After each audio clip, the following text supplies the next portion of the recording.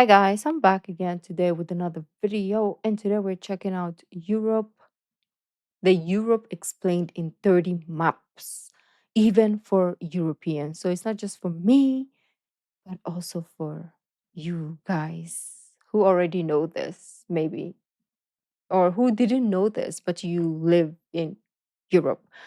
Anyways, before we do start, don't forget to subscribe, click the bell button, and let's find out. These 30 maps of Europe are explaining everything. Believe me, this first map will surprise you. These are all the countries in Europe sorted by their life expectancy. Oh, Darker okay. red color means lower life expectancy. However, as you may already realize, there is something odd with this map. In fact, this is Orange. what the data looked like 75 years ago.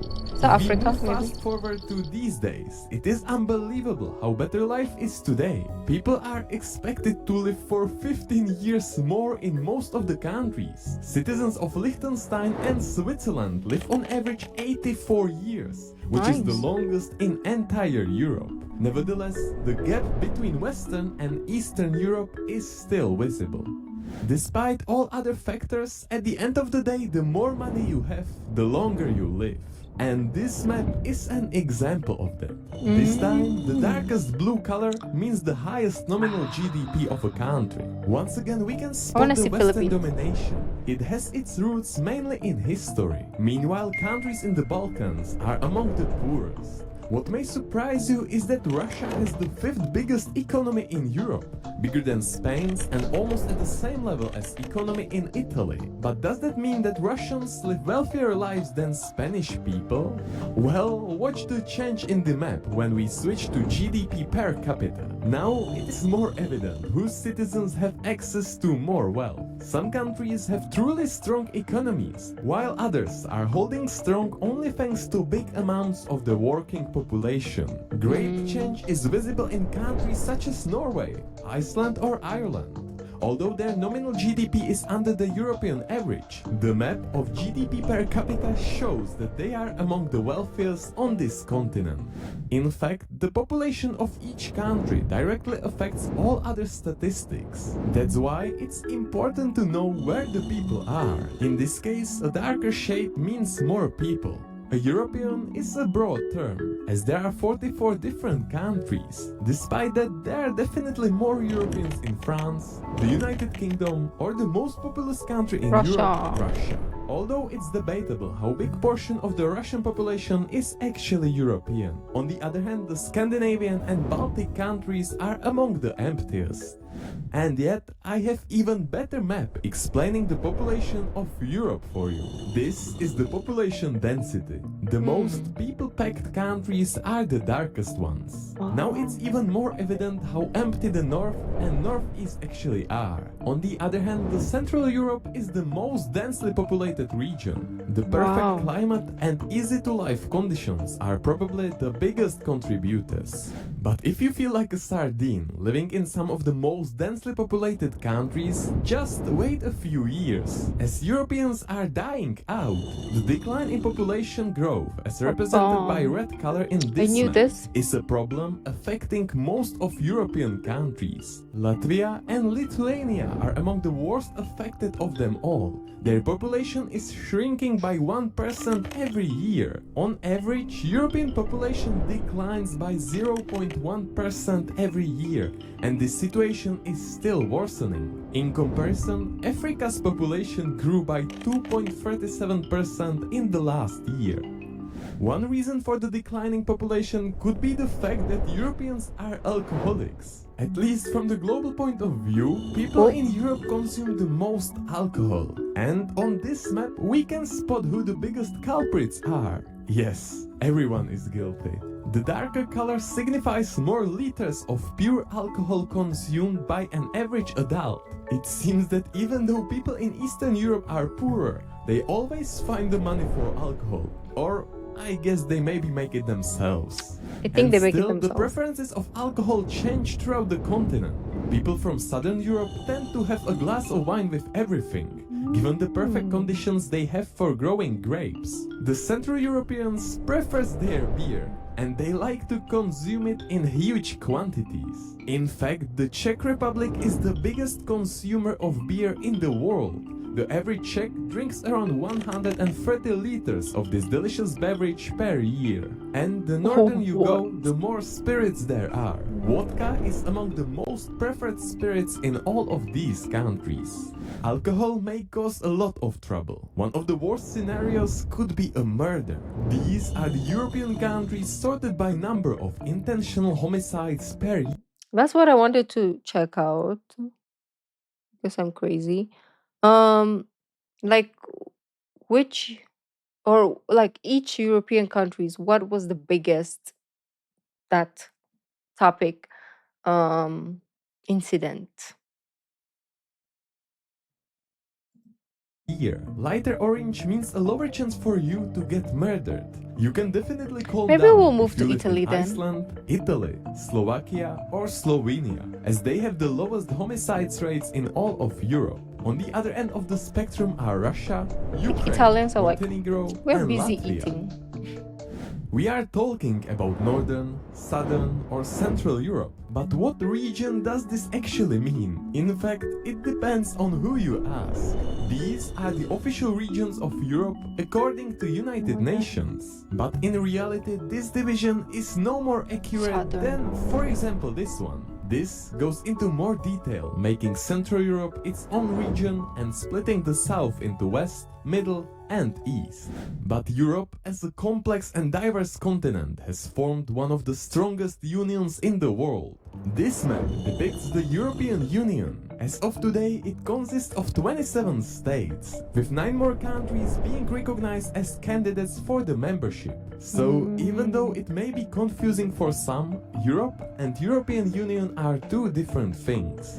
But to make it more complicated, there are even more unions. Schengen area is one of them. I know the Although Schengen. it's not exactly a Schengen. union, it consists of 29 European countries that have officially abolished border controls at their mutual borders to simplify trade and traveling throughout Europe. But the involved countries differ from the EU countries, in spite of looking almost the same. Switzerland is an example of a country that is part of Schengen, but not a member of the European Union. Meanwhile, Ireland is the exact opposite.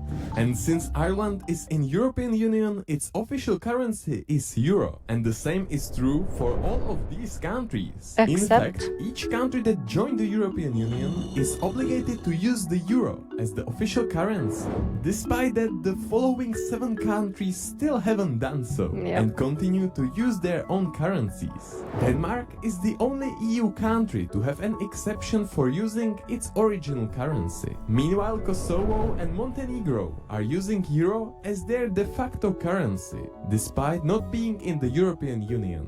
The last important and widely known union is NATO. North Atlantic Treaty Organization is an international military alliance consisting of these 29 European countries, plus Turkey, Canada and the USA. Its ultimate goal is shared military defense. If any armed attack occurs against one of the member states, it shall be considered as an attack against all of them. And once again, the NATO members in Europe are different from those of the European Union or Schengen. Now look at this map. This is probably the biggest group of European countries that all have one thing in common. And this is pretty rare, as it's sometimes almost impossible to find similarity among European nations. All of these countries are the official enemies of Russia, according to the Russian government itself. Well, looking from this perspective, it doesn't seem like the best place for Russia to call home. Now, when we understand the regions and unions in the European continent, let's explore the people themselves. As most of the nations have their own individual language, it's better to group them into wider families. Looking at this map, you can better understand why Polish can easily understand Czechs, Slovaks or Ukrainians, as all of their languages are part of the Slavic group. Or the fact that Spanish shares a big part of vocabulary and grammar with Italian. All of these languages are part of the Indo-European language family. But you can spot these 3 black sheep. as Hungarian, Estonian and Finnish languages are part of the Uralic language family, which is completely different from the rest of the languages in Europe. That's why Hungarian is often the target of jokes by its mostly Slavic neighbors.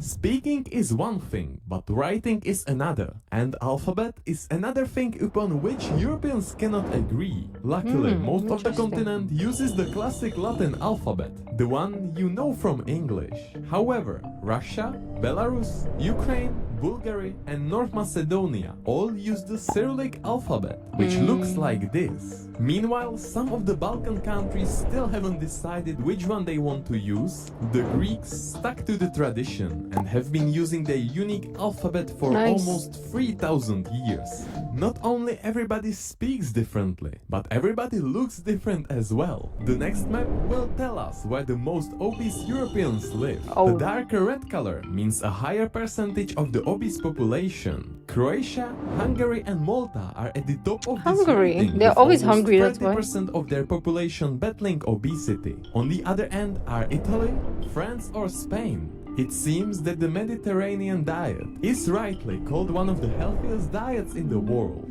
The size around the waist is one thing. The size from the ground to the top of your head is another. And Europe is home to the tallest people in the world.